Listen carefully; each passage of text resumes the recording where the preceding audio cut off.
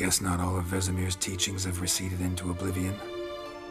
A witcher can forget to eat, to drink, to breathe even. But a witcher never ever forgets to care for his blade. Yeah, I used to repeat that incessantly. Never tired of doing it either. What creature was it? Huh? Creature? One that gave you the scar over your left eye. It's new. I don't remember it. Souvenir from the Cockatrice of Spala. Another addition to the collection. Nothing special. Yours is healed beautifully, though. Avallac'h. He prepared some special ointments for me. But that was before the curse gripped him. Wonder where he is now. We lifted the curse. He's at Kaer Morhen, waiting for you. Are you serious? You must be. You'd not jest about something like that. A nice thing to wake up to. You trust him? Avallac'h? He's not let me down to date. Not once.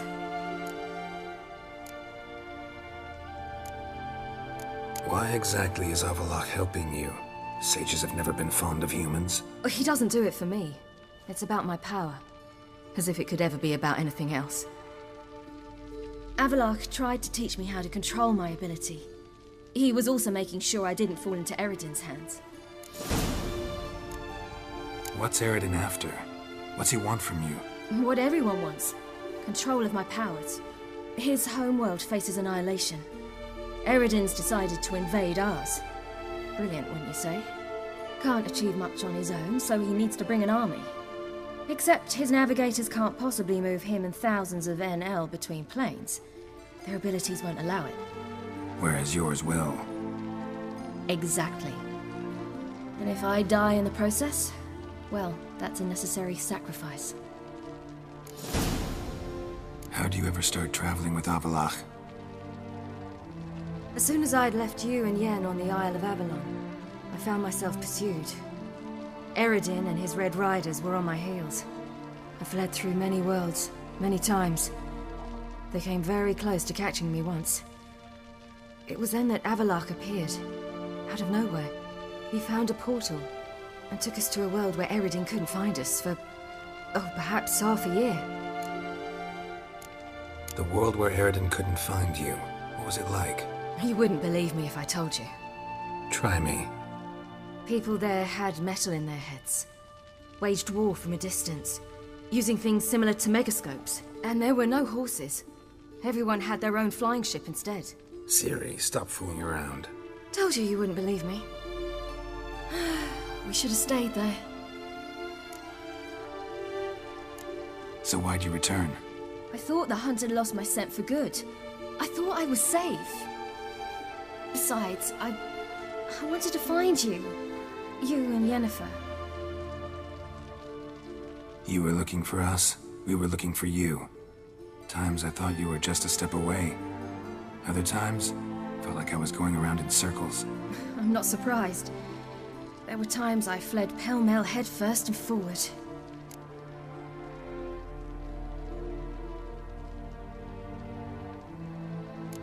So tell me how it happened, step by step. Eredin located us mere moments after we landed on Ard Skellig. Soon after, he and his riders surrounded us. I thought it was over, the end. Turned out Eredin had other plans. He produced the phylactery, uncorked it. A fog enveloped us, and Avallac'h began gasping for air. That's how Eredin cursed Avallac'h, triggered his transformation into Uma? Yes. He didn't wish to kill him. Humiliation, that's what he was after. But Avallac'h refused to succumb without a fight. He cast a spell that wrought havoc in the hunt's ranks. And in a full half of a forest on Ard Skellig. Yet it also gave us time to flee.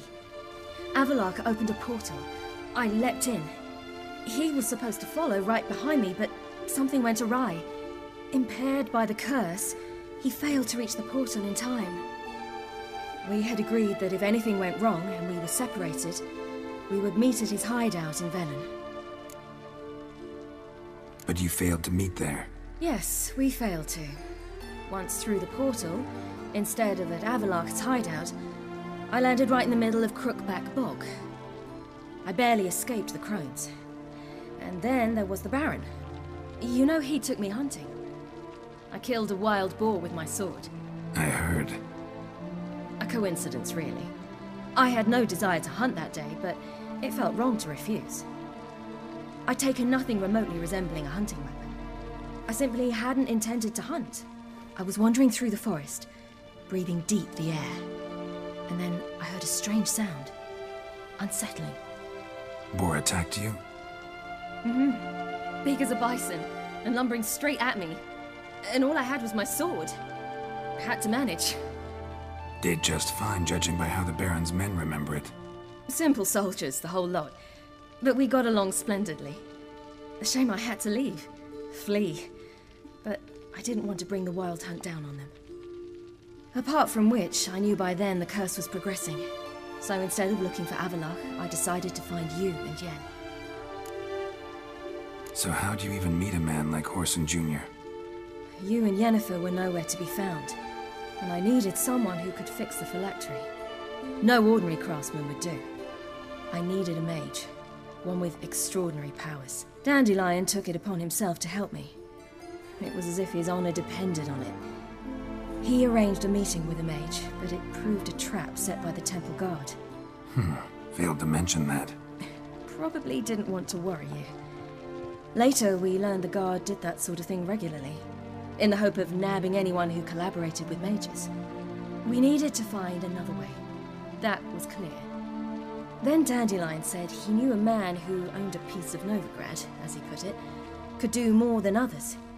He was certain to know someone who could fix the phylactery. Whoreson Jr. Mm-hmm. I suspected it might not be the best idea, but I was desperate. I had no choice. You suspected right. Whoreson was not the ideal partner in crime. Damned simpleton got it in his head that we'd cheated him and kidnapped Dudu. Who you promptly freed only to have to flee to Temple Isle. Great idea. We hadn't planned it. Had no time to consider, we just bolted. I didn't even realize the guardsmen were driving me into a trap. Suddenly there I was, and I knew I had to disappear. At once. And that's when you landed back in Skellige. The shore of Hindisfjall. The first pleasant place that came to mind. Hjalmar and I used to swim there. Wait, so you actually wound up there by accident? I thought you and Avallac'h had arranged something. No, he simply sensed me used my power. Just as Eredin can sense where I am, where I travel. In fact, Eredin arrived soon after I did. His riders in tow. Once again, things happened quickly. Lofoten, the hunt's attack, my flight. And then, dreams. Just dreams. What did you dream? I've had nothing but nightmares lately. Pretty horrible. Likewise, for the most part. In one, a monster grown from a stillborn child chased you. Ugh, that was horrible. I had a few nice dreams. For example, in one we sat around a fire, drinking good wine, and all around people danced and laughed. Like that one a lot better. Me too. But these dreams, and the others, ended in some tower. No matter what I dream, in the end, I would enter a tower. Recognize it? Know where it might be? Not sure. I don't think so. But there was something familiar about it. And something terrifying. The tower was stark and dead. But at the same time, I felt I had to enter it. Did you? No. Dreams all ended with me searching for the entrance. And the last time, instead of the tower, I saw your grizzled face. If not for the scar over your eye, I'd have thought I was still dreaming. I was afraid you were dead. Found some dwarves here. Said they'd try to wake you, but you were cold as ice and you weren't breathing. And yet you came in. Who listens to dwarves these days? Speaking of which, they're probably getting antsy. We should go. Got a boat on the beach. Once we land, we'll head for Kaer Morhen, on horseback. Right. Conventional means of travel. They're just better. Though a portal would be quicker. And draw Eredin to us immediately. Rather not risk it. Besides, I hate portals.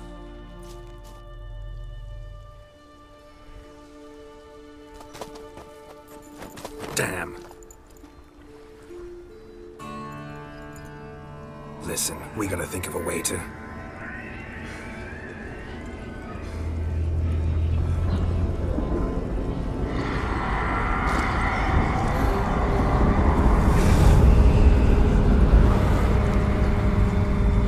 get us out of here. They'll know where we've gone.